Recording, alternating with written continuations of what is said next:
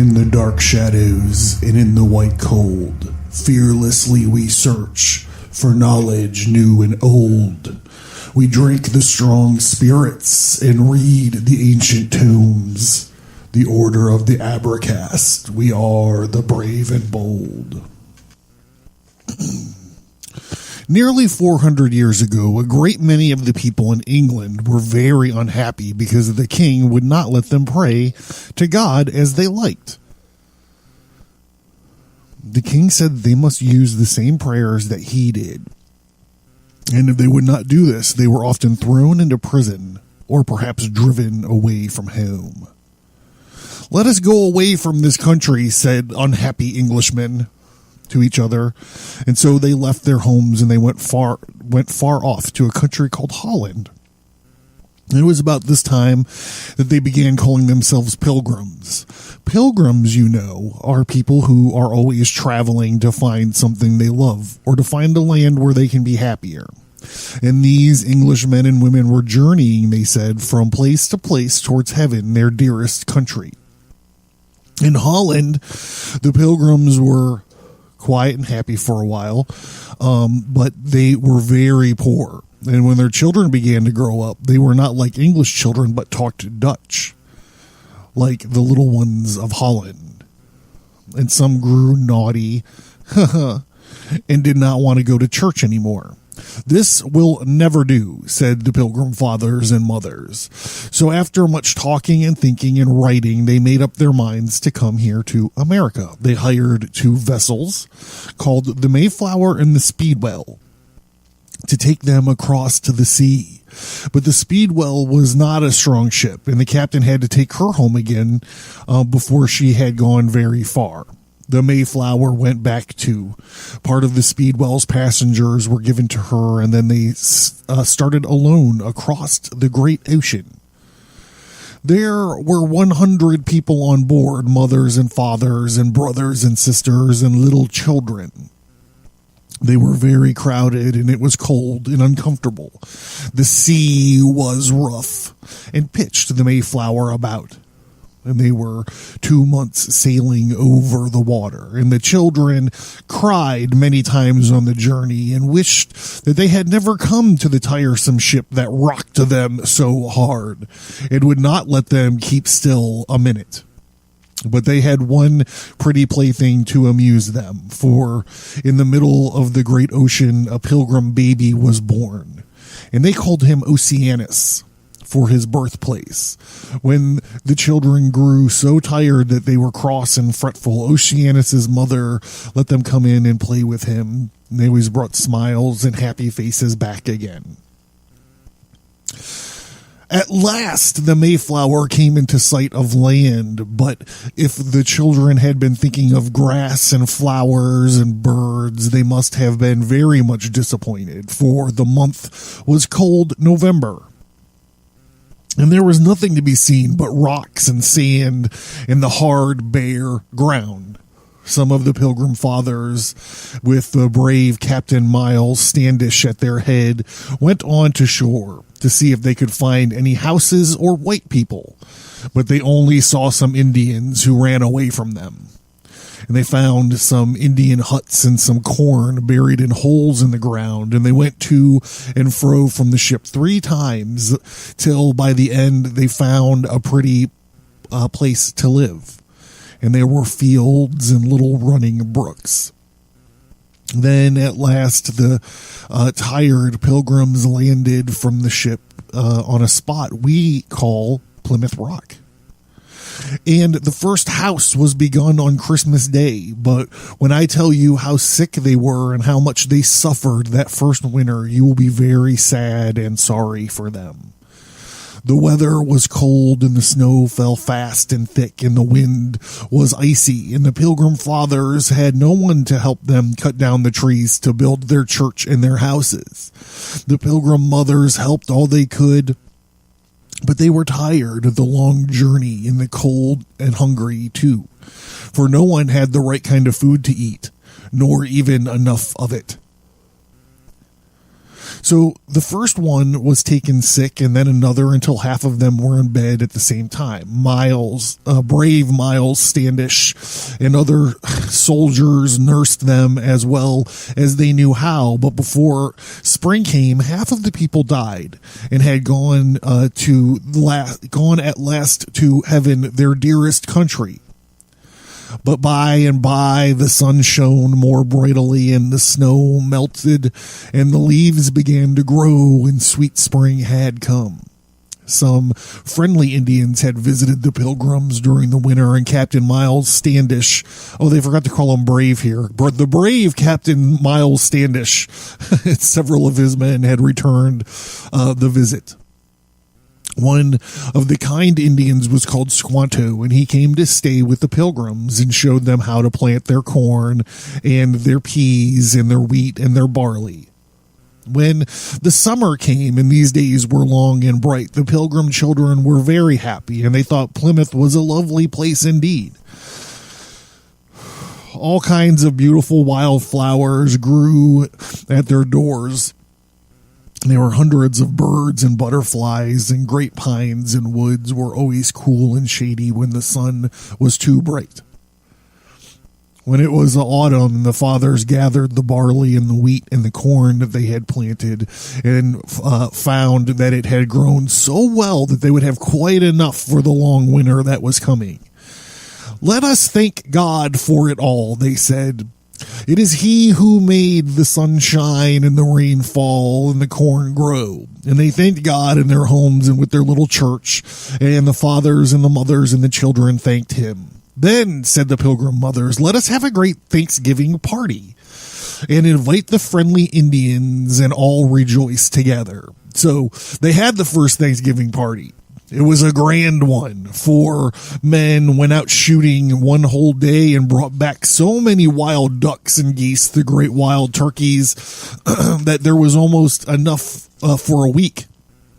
And there was deer meat also, of course, for there were plenty of deer in the forest. And the Pilgrim mothers made the corn and wheat into bread and cakes, and they had fish and clams from the sea besides. The friendly Indians came with their chief, Massawat. Everyone came that was invited, and more, I dare say, for there were 90 of them altogether, and they brought 5 deer with them, and they gave to the Pilgrims, and they must have liked the party very much, because they stayed for 3 days. And the Indians you would have been very much frightened if you had seen them. And the baby Oceanus, who was only a year old, began to cry at first whenever they came near him. And they were dressed in deer skins, and some of them had a furry coat of a wild cat hanging on their arms, and long black hair fell loose on their shoulders and was trimmed with feathers or fox tails. And they had their faces painted with all kinds of strange ways, some black stripes as broad as your finger all the way up and down them. But whatever they wore, it was their very best, and they had put it on for this Thanksgiving party. Each meal before they ate anything, the Pilgrims and the Indians thanked God together for all His goodness. And the Indians sang and danced in the evenings, and every day they ran races and played all kinds of games with the children. Then sometimes the Pilgrims with their guns and the Indians with their bows and arrows would see who could shoot the farthest and the best. So they were glad and merry and thankful for 3 whole days. And the Pilgrim mothers and fathers had been sick and sad many times since they landed from the Mayflower, and they worked very hard often and had not enough to eat. And they were mournful indeed when their friends had died and left them. But now they tried to forget all of this and think only of how good God had been to them. And so they were all happy together at the first Thanksgiving party. All this happened nearly 400 years ago, and ever since that time, Thanksgiving has been kept in our country. Every year, our fathers and grandfathers and great-grandfathers have rejoiced together like the Pilgrims and had something to eat and be thankful for each time. And every year, some father told the story of the brave pilgrims to his little sons and daughters and taught them to be very glad and proud that the Mayflower came sailing to our country so many years ago. So all of this is from a story called The First Thanksgiving by Nora Smith. Oh, God. All right, let's get into this one. The Abracast, occult, history, conspiracy, and violence.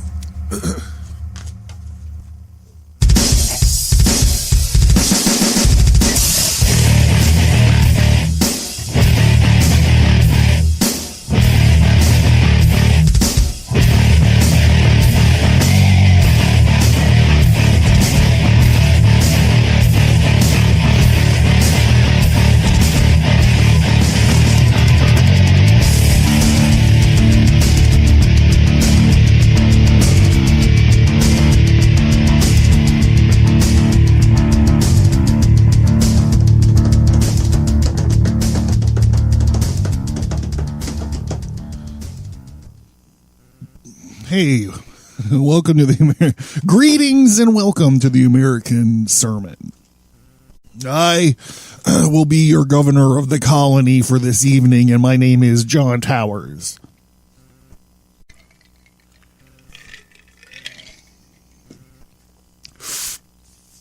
Ooh, sorry about that. Thank you so much for tuning in. As you know, the American Sermon is a spin-off of my regular podcast called the Abracast. You can find it wherever you find your podcasts. I guarantee it. And yeah, it's a trip, man. It's a trip. Okay, so the American Sermon is a podcast where we look at some of the weird, offbeat, and sometimes sinister things mixed in to the foundation of the United States. And tonight we have a barn burner. The cold open was a pretty vanilla, standard elementary school version of the first Thanksgiving. And it's about as inaccurate as possible, at least when it gets to the, Thanksgiving party. But not in the way that you might think. In America, as kids get older, the story of the first Thanksgiving gets darker and darker until they get to college and are taught, the Pilgrims came over with assault rifles and grenades filled with anthrax and murdered the Native Americans. Again, not true. The story of the first, we're actually going to find out, is actually the story of the third Thanksgiving is a harrowing one. Much like most of the topics we have touched so far on the sermon, it might be a little edgy for those listeners out there who are overly sensitive. So this should serve as your trigger warning for the evening. If you crave a safe space, you will not find it here, my friends. I suggest you go read the introduction to Thomas Paine's Age of Reason, and if that doesn't help you, turn on NPR, I guess.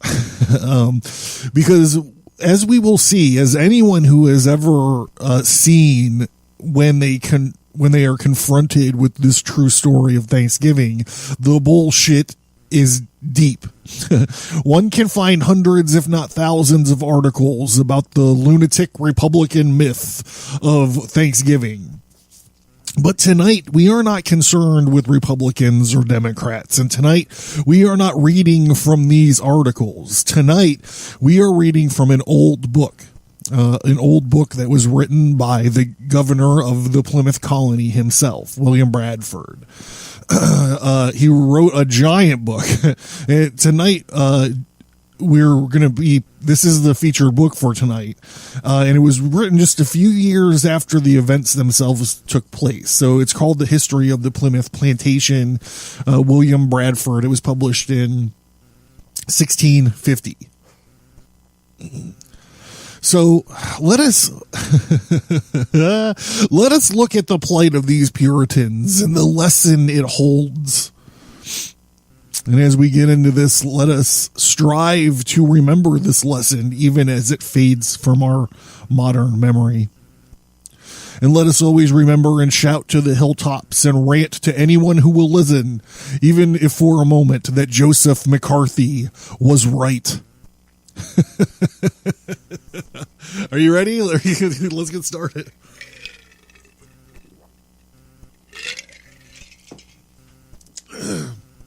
So, the Pilgrims had a lot of problems.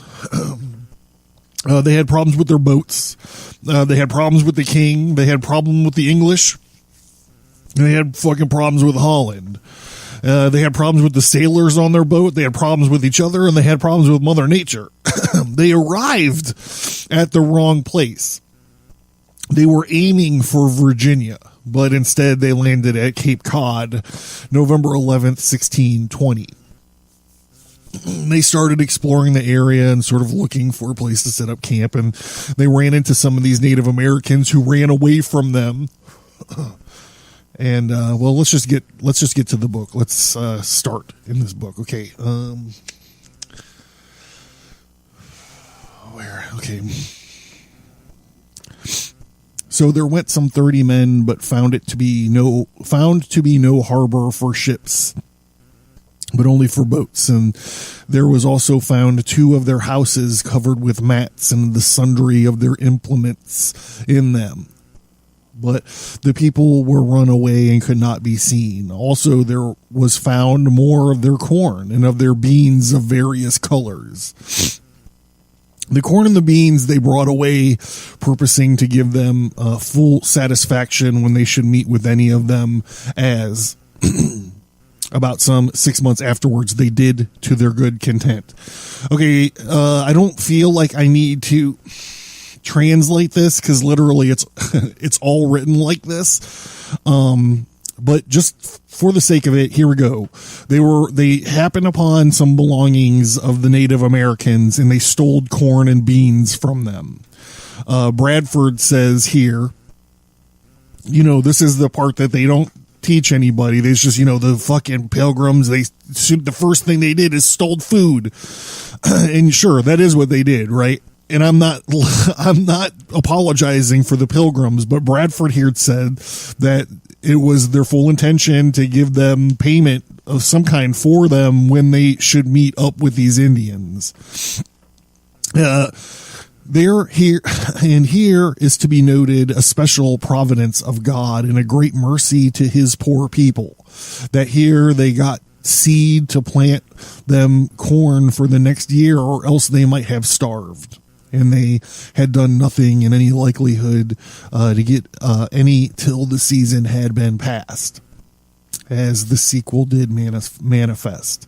Neither is it likely that they had this, if the first voyage had not been made, for the ground was now all covered with snow and hard frozen. But the Lord is never wanting unto his in their greatest needs, and let his holy name have all of the praise. So Bradford is identifying them being able to steal this corn and these beans or whatever as the providence, as God, is a miracle. Look, they found this stuff, right? So we're going to move ahead and we're going to talk about the Mayflower Compact. Because something very important is in this compact. Yeah, okay. In the beginning, with a combination of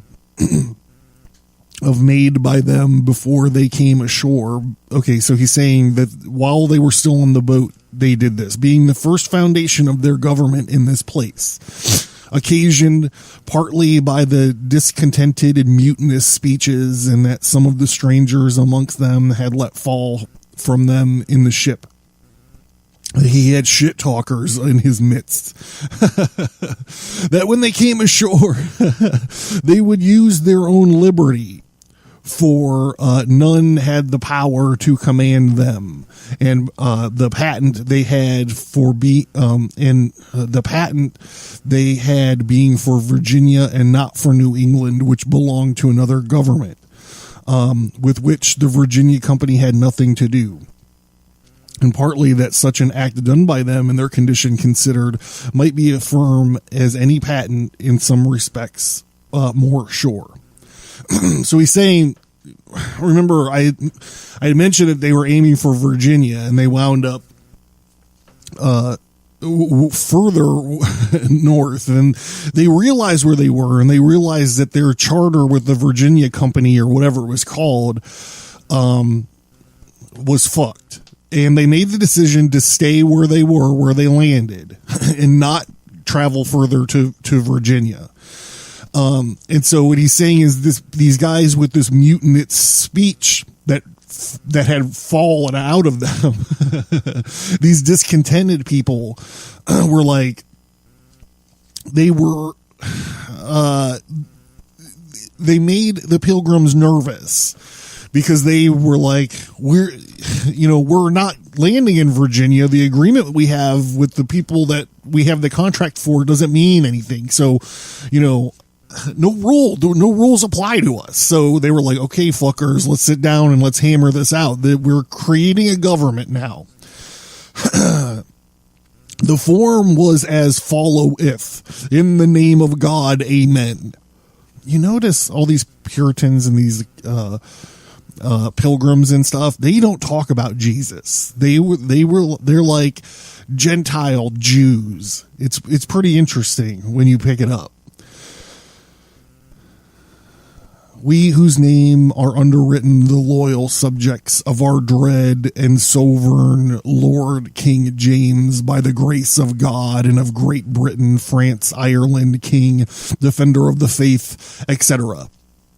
Having undertaken the glory of God and advancement of the Christian faith in honor of our king and country, a voyage to plant the first colony in the northern parts of Virginia, do by the present solemnly and mutually in the presence of God and one another covenant. And here we go. This is the important part. Covenant and combine ourselves together into a civil body politic, and for better ordering and preservation and furtherance of the end aforesaid, and by virtue hereof to enact, constitute, and frame such and equal laws, ordinance, acts, constitutions, and offices from time to time shall be, though most met and convenient for the general good of the colony, unto which we promise all due submission and obedience. The good of the colony, and we promise all due submission and obedience. In witness thereof, we have hereunder subscribed the names at Cape Cod on the 11th of November, in the year of the reign of our sovereign Lord King James of England, France, Ireland, the 18th, and of Scotland in the 44th, Anno Domini 1620. After this, they chose, or rather confirmed, Mr. John Carver, a man godly and well approved amongst them, their governor for that year. And after they had provided a place for their goods, a common store, which were long and unlading for want of boats, foulness of the winter weather, and sickness of the divers, and begun some small cottages for their habitations as time would admit. And they met and consulted the laws and the orders in both of the civil and military government, as the necessity of their condition did require, still adding thereunto as urgent occasion and several times as cases did not require. Okay, so let's take a look back at this much ballyhooed Mayflower Compact. There's some things that jump out in here and just should send a red flag up. There's a covenant and combine ourselves together into a civil body politic for our better ordering and preservation and furtherest of the ends aforesaid. And then this whole bit down here, upon for the general good of the colony, unto which we promise all due submission and obedience, the common good. Here's what it is. Back to the book. In these hard and difficult beginnings, they found some discontents and murmurings arise from some in the mutinous speeches and carriages and others. And they were soon quelled and overcome by the wisdom, patience, and just and equal carriage of things by the governor and better part, which clave faithfully together in the main.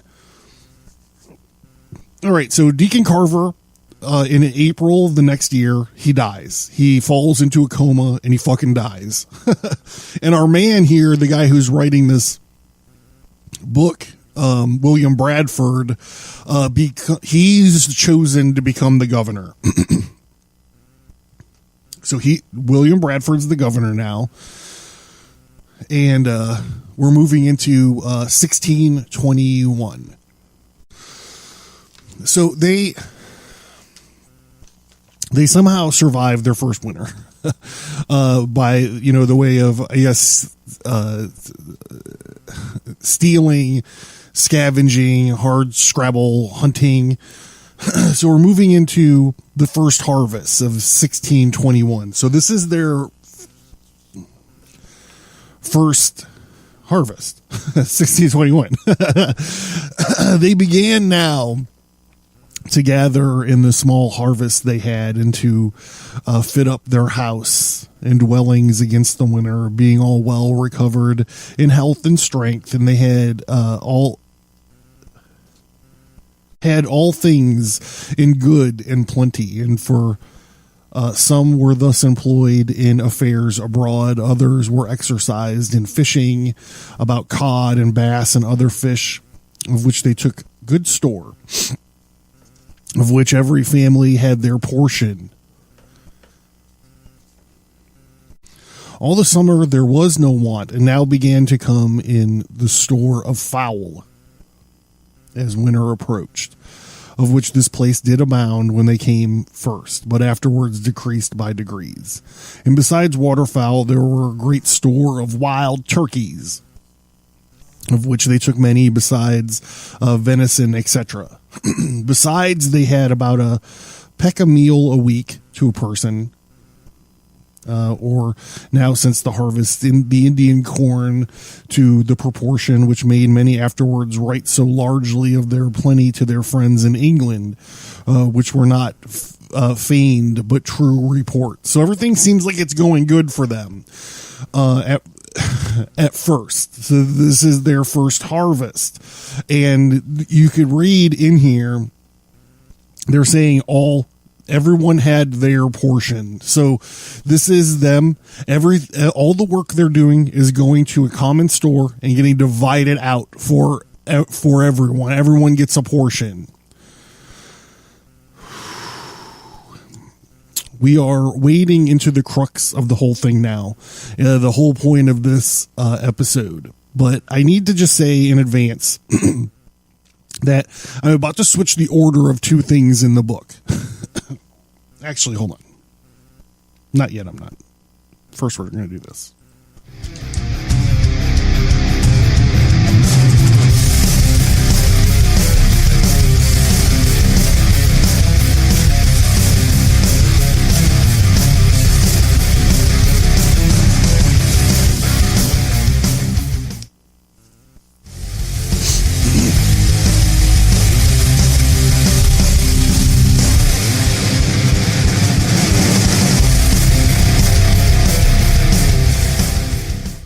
All right, now I'm going to talk about... Now we're wading into the crux of the whole thing. Now we're getting to the point of the whole episode, but I need just to say in advance, I'm switching the order of two things in this upcoming section of the book. I'm not altering the text at all. And the context will actually remain unchanged. I am simply going to read this in chronological order rather than the order it was written. Bradford here talks about a problem that they have and then a solution. But when he writes about it in the book, he talks about the solution first, which is fine. It's just as confusing when you're listening to someone talk about it, I think. But I'm just making it easier to making it easier to convey and to understand. I'm just defending myself from any knuckleheads out there who are going to say that I edited the text. I'm just going to state the problem first, the problem that they had, and then I'm going to state how they fixed it. So, between 1621, the first harvest, and we're going to jump to 1623, in a section that he calls private and communal farming. So remember, if you double check me, I love when you guys do double check me. So when you guys double check me on this and you were like, oh, this sneaky son of a bitch changed the text. I'm just trying to, full disclosure, I didn't change the text. I just rearranged the paragraphs so they made a little bit more sense when I'm reading them. Okay, so we're jumping to 1623. So the first harvest was 1621. 1622 happened, and the experience that we had in this common course and condition tried sundry years and amongst godly and sober men. Hold on, I gotta... may well evince the vanity of the conceit of Plato and other ancients applauded by some of the later times. They had, and that had the taking away of property and bringing into the community, into a commonwealth, would make them happy and flourishing. He's talking about the idea of utopia, as if they were wiser than God. For this community, so far as it was found to breed much confusion and discontent and retard much employment, and would have been to their benefit and comfort for the young men that were most able and fit for labor and service, did repine that they should spend their time and their strength to work for other men's wives and children without any recompense. The strong or man parts had none, or had no more in division of victuals and clothing than he that was weak and not able to do a quarter of their other could. Okay, so again, I don't feel like I need to decode this. I mean, he's speaking English, but what he's saying, but I'm going to do it anyways. What he's saying is that the young men who did the most work realized that they were doing more work than other people. They were doing more work than the pilgrim mothers or the wives were, cooking dinner or whatever. They were working, they were digging, they were building, they were doing more work than the older men. We'll just say the older men weren't digging as fast or as deep or building as high or as quickly. And they're like, hey, I'm getting the same bullshit share as everybody else, and we're doing the most fucking work. And they get pissed about it. And I'm familiar with this. I'm actually very familiar with this from my army days. That's why it's good to be an E4, bros. Okay, anyhow.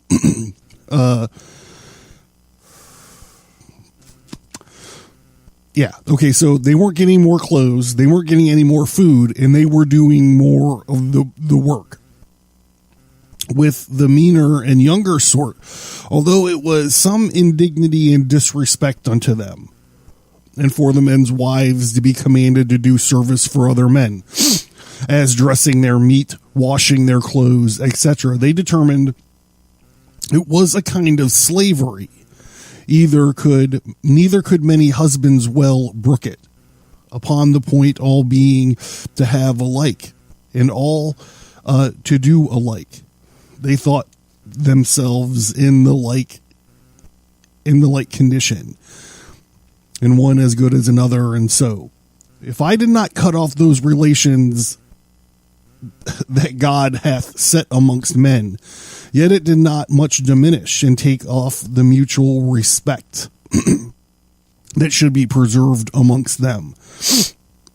And would it have been worse if they would have been men of another condition? Let none object that this man's corruption and nothing to the course itself. I answer, seeing all men having this corruption in them, and God in his wisdom saw another course fitter for them. So he's saying, like, hey, if we weren't such God-fearing men, we would have killed each other. Like, this would have destroyed us.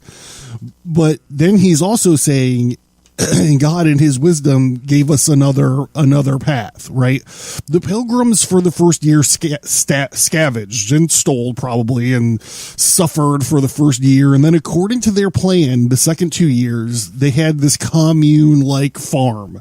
Everyone did everything for everybody at varying degrees of skill and ability. And, well, if you look at this historically for any amount of time, the outcome is hilariously predictable. So now these guys are like, yo, homie, how are we going to fix this stuff? We need these motherfuckers to plant more corn in a top-down socialist paradise like this. The leaders would have just said, tell the motherfuckers to plant more corn. But Bradford and his guys understood there needed to be a paradigm shift. The system wasn't broken. The system did not need a tweak. This is the one and only time I'm going to say this in this episode. I swear to God.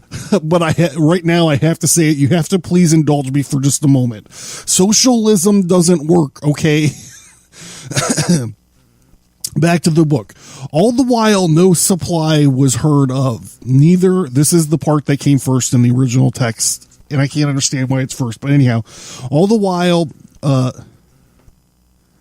no supply was heard of. Neither knew, God damn it, this writing. Neither knew they when they expect any. So they began to think of how they might raise as much corn as they could and obtain a better crop than they had done. And they might not still thus languish in misery. At length, after much debate of things, the governor, with the advice of the chiefest among them, gave way that they should set corn, every man for his own particular. See, if you grow it, you get to keep it. And that in regard trust to themselves, in all things to go on in the general way as before. So assign to every family parcel of land. So instead of all working the same land, he's like, yo, the Smith family, you guys get this property over here. Raise as much corn as you can do. It's all yours. The Wilson family, this area now is yours. You get your own farm. You do your shit as much. You just do as much as you can. Whatever you get to keep. So they're moving away from this commune idea to what?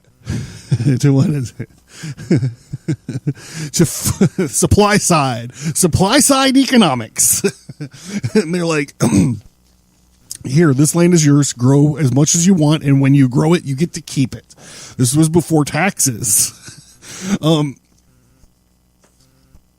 Okay, so assigned to every family a parcel of land according to the proportion of their number. So that makes sense. If you have a family of 4 versus a family of 8, they don't get the same size plot to work on.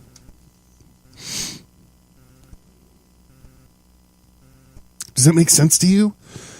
I know there's some of you out there that's like, no, they should have the same size. You understand? I'm going to explain later. Okay. I'm going to explain incentive later. For that end, only for the present use, but made no division for inheritance. That's also important. And they ranged all boys and youth under some family. So if there were young men that weren't married, they got assigned, they got employed. You know what I mean? They got employed by a family. And this had a very good success, for it made all hands, guess what, very industrious.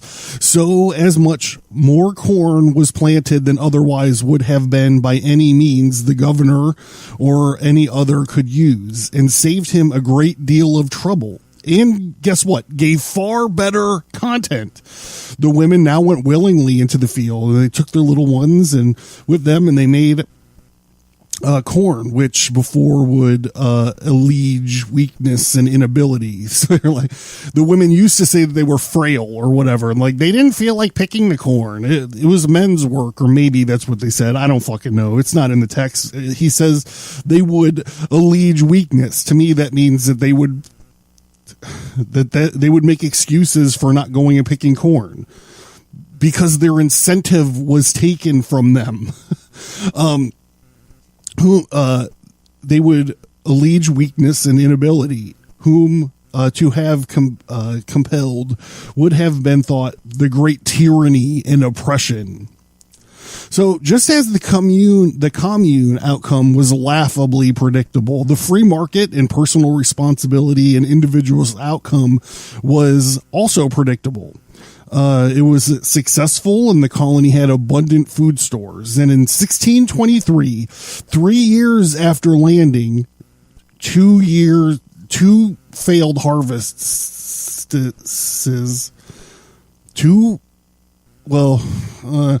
the first harvest was okay, I guess, and then 1622, it seems like it was shitty. So 3 years after landing, Governor William Bradford made the first Thanksgiving proclamation. And watch out now, for those of us who have the picture, like in the cold open, in their minds of pilgrims and Indians hanging out together, having a big feast, there is a little, you might call it cultural insensitivity here. Bradford, okay, quote, this is from the legitimately Thanksgiving proclamation. It's got a date in it, but it's 1623. So everyone out there that's catching themselves on fire talking about, no, the first Thanksgiving was when the Indians came with the deers and they partied for 3 days. That was the first Thanksgiving. Negative, Ghost Rider, the pattern's full. This is the first Thanksgiving. A quote, inasmuch as and listen to what he is giving thanks for here, or what he's praising. He's not praising the Indians or the Native Americans for helping him. Inasmuch as the Great Father has given us this year an abundant harvest of Indian corn, wheat, peas, beans, squash, and garden vegetables, and has made the forest abound with game and sea with fish and clams, inasmuch as he protected us from the ravages of the savages, has spared us from pestilence and disease, and has granted us freedom to worship God according to the dictates of our own consciousness. Now I, your magistrate, do proclaim that all ye pilgrims with your wives and ye little ones do gather at ye meeting house on ye hill between the hours of 9 and 12 in the daytime on Thursday, November 29th, in the year of our Lord 1623. And in the third year since ye pilgrims landed on ye pilgrim rock, there to listen to ye pastor and render thanksgiving to ye Almighty God for his blessings. William Bradford, ye governor of ye colony.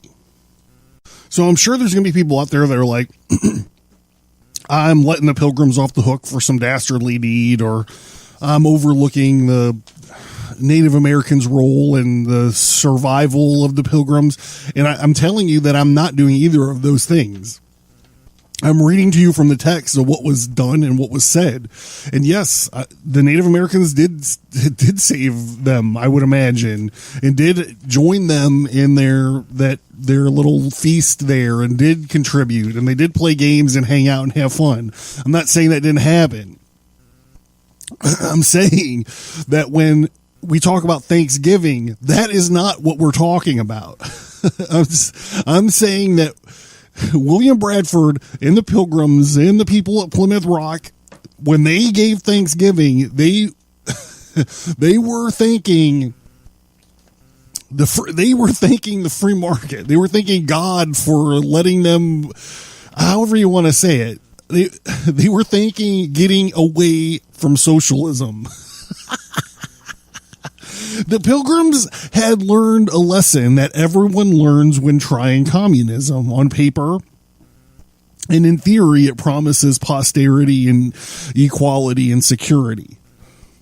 But what it delivers is poverty, misery, and notably absent from the Pilgrims' experience, but applicable everywhere else, tyranny.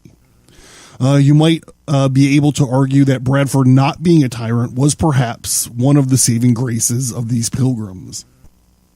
So I mentioned incentives earlier, when the people that can work harder or work smarter or be innovative doesn't get anything for their extra effort. You're sucking the incentive away. So I went and I found this guy, Professor Mark J. Perry. He wrote an essay way back in 1955, but that is not right. It's 1995. He's a professor, and he wrote Why Socialism Failed, I believe, in 1995. I believe there's a typo in my notes. So he says socialism does not work because it is not consistent with the fundamental principles of human behavior. The failure of socialism in countries around the world can be traced to one critical defect. It is a system that ignores incentives. So I'm going to get to that later. In a capitalist economy, incentives are of the utmost importance. Market prices, the profit and loss system of accounting, the private property rights provide efficient, interrelated systems of incentives to guide and direct economic behavior. Capitalism is based on the theory that incentives matter. That's why people work overtime. That's why people go and pick up a few hours at a part-time job every now and again to get something that they want. Or to pay off credit cards because they didn't have the patience for that. I don't know. Under socialism, incentives either play a minimum role or are ignored totally. A centrally planned economy without market prices or profits, where property is owned by the state, is a system without an effective incentive mechanism to direct economic activity. By failing to emphasize incentives, socialism is a theory inconsistent with human nature and is therefore doomed to fail. Socialism is based on the theory that incentives do not matter. They have to ignore it. They have to ignore it. And I'm going to talk a little bit more about it. In terms of the Pilgrims, in their terms, these Pilgrims were dealing with, why should I work harder on the crops or building a cabin or whatever, spend extra time in the field when I or my family doesn't personally benefit from it? So if you guys can, if you are butting heads with me right now, try, instead of, I don't know how to do this. Try putting yourself in this position. You know, it's easy to say, yeah, I see the benefit. Hey, you know, I've watched Wrath of Khan a bunch of times, and I do know that the good of the few outweigh the good of the many outweigh the good of the few. And, so I know when I'm younger, I should work harder to help. And then when I'm older, I am able to slack off a little bit, we'll just say. When I can't produce as much, or when my talents move to another sort of speciality. And, you know, that's why we have children, is to, you know, come up and be young when we're old. It's easy to think like that. But when you're like, okay, boys, we have to dig. Okay, boys, here, this is a real life fucking thing. All right, boys, we have to stretch this concertina wire fence, you know, 5 clicks. We have to cut off this whole valley with this concertina wire fence. And then when we're done, When we're done stretching the fence, we have to go and we got to do a drill and we got to lay down a minefield through this whole valley, tie it into the terrain features. You know, that's a lot of fucking work. That is a lot of work. So just scale it back. Get rid of the minefield. Get rid of the concertina wire. But just imagine that you have to put a fence in around your plantation or whatever, around your colony. And you have a bunch of young men out there. You got to like dig the fucking post holes. You got to fucking pound the fucking posts in the ground. You got to hang the fucking fence parts up. That's a lot of fucking work. And it's a huge area you got to do it to. And you look around and all you see are young fucking guys doing this. Guys like, hey, I'm going to take a piss break. I'm going to walk back to this cabin and take a leak and say hi to my wife. And you go back there and there's some dudes that are like, they're sitting around playing, I don't want to say playing cards. They're sitting around doing something way less stressful. And at the end of the day, when they're giving out foods or what do they call them here, vitricles or clothing, everybody gets the same amount of shit. Like, that is stressful. It's making my blood pressure raise, if you can't tell. I'm getting very agitated about this. Oh, and essentially I'm just sitting here arguing with myself. I'm in an empty room arguing with myself. Oh, boy.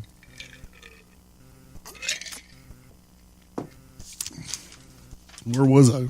Okay, so Bradford and his guys rightfully identified that the commune system that they were all suffering under had a failure to foster, promote, and nurture the potential of the people. You know, it's funny, in the Abercast, we always talk about potential because we talk a lot about like magic and shit. And it always boils down to potentiality. So it's funny that it pops up here. They promote and nurture the potential of the people through these incentives. These pilgrims were crushed. Working the way that they were working killed their human spirit. Professor Perry says, centrally planned economies deprive the human spirit of full development. And I would add that it also retards innovation. Work smarter, not harder. You know what I'm saying? He ends his essay written in, okay, it was 1995. I got it right in my second reference. 1995. And it's almost shocking today when you consider that a Harris poll just came out stating that 49% of young Americans would prefer to live in a socialist country. Anyhow, I'm not going to get caught up on that. I'm not going to get on a millennial tirade. However, Professor Perry ends, capitalism will play a major role in the global revival of liberty and prosperity because it nurtures the human spirit, it inspires human creativity, and it promotes the spirit of enterprise by providing a powerful system of incentives that promote thrift, hard work, efficiency. Capitalism creates wealth. The main difference between capitalism and socialism is this: capitalism works.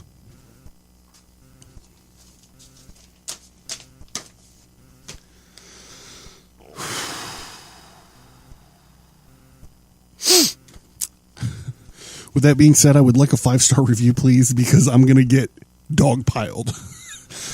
If you enjoyed the show, when this hits, I'm going to get dogpiled with 1-star reviews. So, I predict that I will. Okay. So I'm John Towers. This has been the American Sermon. Thank you very much. And, I'm out of here. And if you're interested in supporting the show, please head over to Subscribestar. It's subscribestar.com/Abercast, and it's a Patreon alternative in the fact of the techno censorship over there at Patreon. We went ahead and we got out of Dodge, and we're over at Subscribestar now. Subscribestar.com/Abercast. Give it a check out. Get over there. Check out our tiers and shit. Don't forget to go to abercast.com. Social media links are there. Sign into the mailing list for some bonus content. The website also has a featured topic link, so you can just search whatever you're interested in and find all the shows pertaining to that right there. It's pretty nifty. And don't forget to check out the Abercast Facebook page. I'm pretty sure it's just facebook.com/theabercast. So, yep, that's it.